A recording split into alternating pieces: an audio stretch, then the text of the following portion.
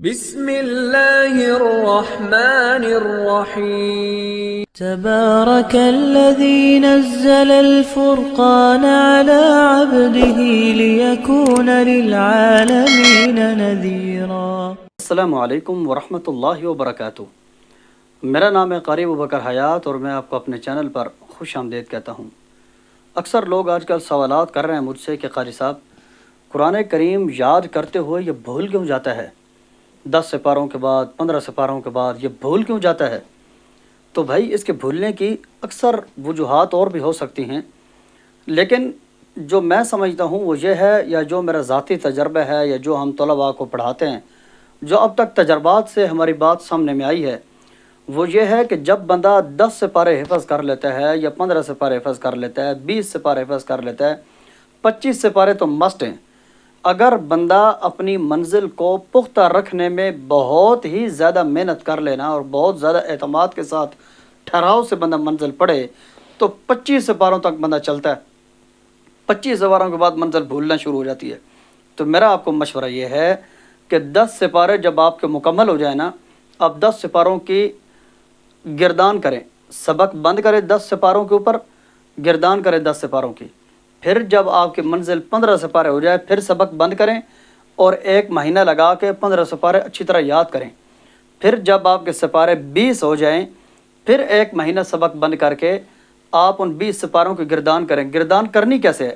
گردان اس طریقے کے ساتھ کرنی ہے، جب آپ کے 10 سپارے ہو گئے، 15 ہو گئے، 20 ہو گئے اور آپ کو منزل پیچھے سے بھول گئی، آپ پریشان ہیں، تو میرا مشورہ یہ ہے کہ آپ سبق بند کر دیں۔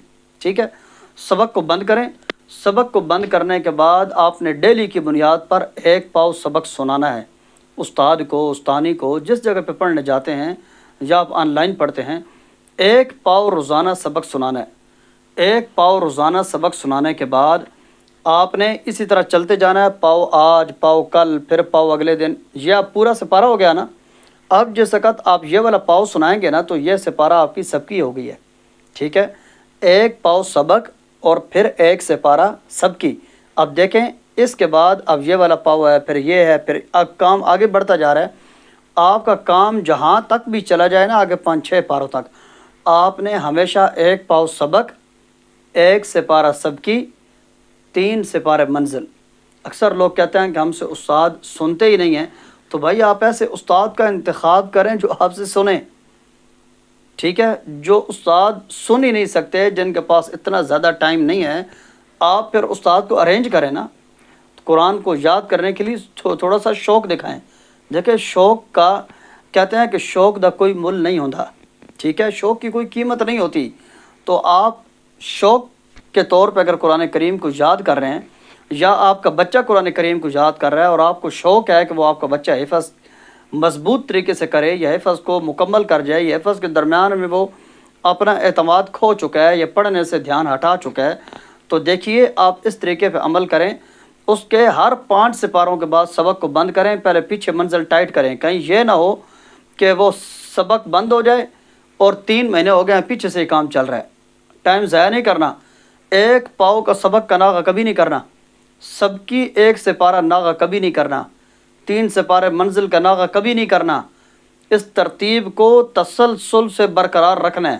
ٹھیک ہے، اس طریقے سے آپ کا 1 مہینہ منزل پہ لگے گا۔ اگر آپ کے 15 سپارے ہوئے ہیں، 10 سپارے ہوئے ہیں تو 2-4 دن کم ہوں گے، اور اگر آپ کے 20 سپارے ہو گئے ہیں تو پھر 1 مہینہ 10 دن کر لیں۔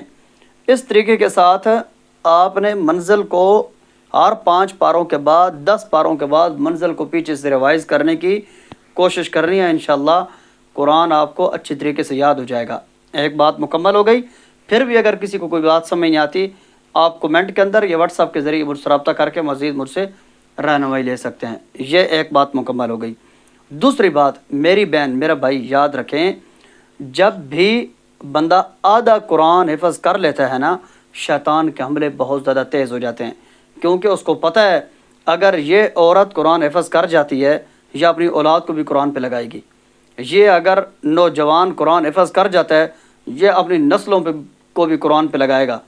تو ہمیشہ جب بندہ قرآن ختم کرنے لگتا ہے تب، یا قرآن جس وقت بندے کا آدھا ہو جاتا ہے قرآن کریم، شیطان کے حملے بہت زیادہ تیز ہو جاتے ہیں۔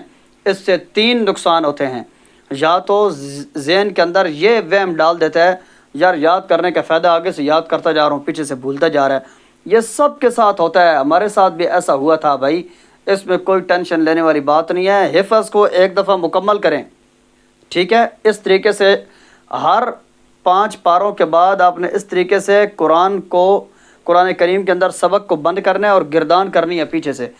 اس طریقے کے ساتھ آپ کو منزل امید ہے ساتھ ساتھ یاد رہے گی، لیکن ابھی تک آپ نے کوئی گردان نہیں کی، آپ تسلسل سے اگر آپ چلتے جا رہے ہیں تو میرا بھائی میری بہن، آپ نے ہمت نہیں ہارنی، حفظ کو آپ نے مکمل کرنا ہے۔ شیطان کو پتہ ہے کہ اگر آپ یہ پڑھ جاتا ہے نا تو یہ نسل در نسل یہ بندہ کام چلائے گا، ادھر ہمارے حوصلے توڑتا ہے۔ سب سے پہلی بات وہ یہ ذہن میں ڈالتا ہے آگے سے یاد کر رہا ہوں، پیچھے سے بھولتا جا رہا ہے، پڑھنے کا فائدہ۔ دوسری بات، شادی ہو گئی ہے، بچے ہیں، مصروفیات ہیں، اب ٹائم نہیں ملتا، بس جتنا پڑھ لیا کافی ہے۔ تیسری بات، حفظ کرنے کے بعد یاد رہے گا کوئی نہیں، اوپر سے اور گناہ۔ فائدہ، مختلف قسم کے وجوہات ذہن میں ڈال کے نا شیطان بندے کو قرآن کریم سے دور کرتا ہے۔ اب اپنے اندر آپ نے جوان مردی پیدا کرنی ہے، ٹھیک ہے؟ شیطان کے ساتھ مقابلہ کرنے کے لیے ایک تو حفظ کے درمیان چھٹیاں کرنا چھوڑ دیں۔ جس وقت بندہ چھٹیاں کرتا ہے تو سب سے زیادہ حملہ چھٹیوں کی بنیاد پہ ہوتا ہے۔ ایک دن جب چھٹی کرتا ہے نا تو محنت 40 دن پیچھے چلی جاتی ہے، ٹھیک ہے؟ آپ کو نئے سرے سے سارا دوبارہ یاد کر دیکھیں۔ ایک سبق جب آپ سنا لیتے ہیں، کل وہی سبق جس وقت سبکی کے اندر آتا ہے نا تو آپ کو یوں محسوس ہوتا ہے جس طرح اس سبق کو پہلی دفعہ آپ یاد کر رہے ہیں، لیکن وہ سبق یاد کر کے آپ نے چھٹیاں کر لی، اب اس سبق پہ دوبارہ آئیں گے تو سبق دیکھ کے بھی نہیں آئے گا نا، حوصلہ نہیں ٹوٹے گا تو کیا ہوگا، ٹھیک ہے؟ حفظ کے درمیان جو سب سے زہریلی چیز ہے نا، سارے خاندان کو ٹھکانے لگا دینا چاہیے۔ کوئی غمی ہے، خوشی ہے، فوتگی ہے، ساری یہ قربانیاں دیں گے، اتنا عظیم کلام بندے کے سینے میں تاب آتا ہے، ٹھیک ہے؟ جو قریبی رشتہ دار ہوتے ہیں، بہن ہو گئے، بھائی ہو گئے، ماں باپ ہو گئے، اللہ تعالیٰ سب کی عمروں میں برکت دے، دعا ہی کر سکتے ہیں، لیکن دنیا جن لوگوں کے لیے بنی ہے وہ لوگ بھی رخصت ہوئے ہیں، جانا تو ہم نے بھی ہے، ٹھیک ہے؟ اگر کچھ اس قسم کا حادثہ ہو جائے کہ بہت قریبی خونی رشتہ دنیا سے رخصت ہو جائے، تب بامر مجبوری طبیعت پڑھائی پہ بنتی نہیں ہے، بامر مجبوری چھٹیاں کرنے پڑ جاتی ہیں۔ لیکن چاچے کے بیٹے کا بیٹا، چاچے کا بھتیجا، چاچے کے پھوپھی کا بیٹا، ٹھیک ہے، مامے کے چاچے کے بیٹی کا بیٹا، اب وہ فوت ہوا ہے، اس کی شادی پہ ہم نے پہنچنا ہے، ٹھیک ہے؟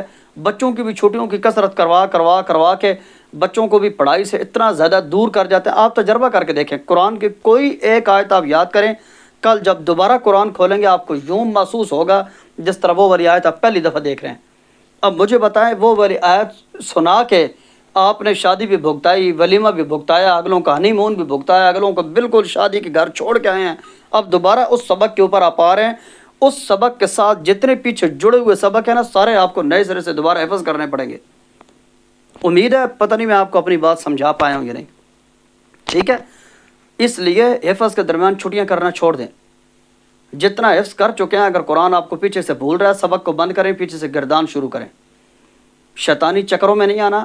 اگر قرآن کریم حفظ آپ نے شروع کیا ہوا ہے اس کو مکمل کیجیے، کیونکہ جتنے بھی پکے حافظ آج تک دنیا میں موجود ہیں نا وہ سارے ماں کے پیٹ سے پڑھ کے نہیں آئے، ان لوگوں نے محنتیں کی ہیں، ٹھیک ہے؟ آپ بھی محنت کیجیے، ساتھ اپنے لیے دعا بھی کیجیے، اللہ تعالیٰ آپ کو اپنے مقاصد میں کامیاب کرے۔ اور اسی کے ساتھ ایک بات آپ کو ساتھ بتاتا چلوں کہ جس وقت آپ کے بچے یا آپ خود حفظ کر رہے ہوں تو جتنا آپ ذہن کو استعمال کر رہے ہیں نا اتنی ذہن کی خوراک کا بھی احساس کریں۔ مسلسل مغز ماری کرتے ہیں، سر پہ تیل لگاتے ہیں، کوئی نہیں، رٹوں پہ رٹے، روزانہ 3 سپارے نہیں، 5 سپارے نہیں، کتنا پڑھتے ہیں، ہفتے میں کتنی بار اپنی مرضی کا ہم کھانا کھاتے ہیں، ٹھیک ہے؟ دیکھیں اگر گھر کے ماحول میں رہ کے آپ کے بچے روزانہ صبح جاتے ہیں شام کو آتے ہیں، کتنا دودھ دیتے ہیں آپ ان کو، کتنی کھجور کھاتے ہیں، کتنے وہ بادام کھاتے ہیں، کتنے وہ سر کے لیے مغز کا استعمال کرتے ہیں، کتنا تیل کا استعمال کرتے ہیں۔ بچوں کی تعلیم کے ساتھ ان کی خوراک کا خیال رکھنا یہ بہت ضروری ہے۔ اگر خود حفظ کر رہے ہیں، خود تعلیم حاصل کر رہے ہیں، اپنی خوراک کا خیال نہیں کر رہے تو یہ اللہ کی دی ہوئی صحت علامت ہے، اس جان کا اللہ کو حساب دینا پڑے گا۔ بہت بڑی نیکی کرتے کرتے بہت بڑا گناہ ساتھ نہ کمائیں، اپنی بھی صحت کا خیال رکھیں، اپنے بچوں کی صحت کا بھی خیال رکھیں اور ساتھ اپنے بھائی کو بھی دعاؤں میں یاد رکھیں۔ اگلی ایک مفید ویڈیو تک کے لیے اپنے میزبان اپنے بھائی قاری ابوبکر حیات کو اجازت دیجیے۔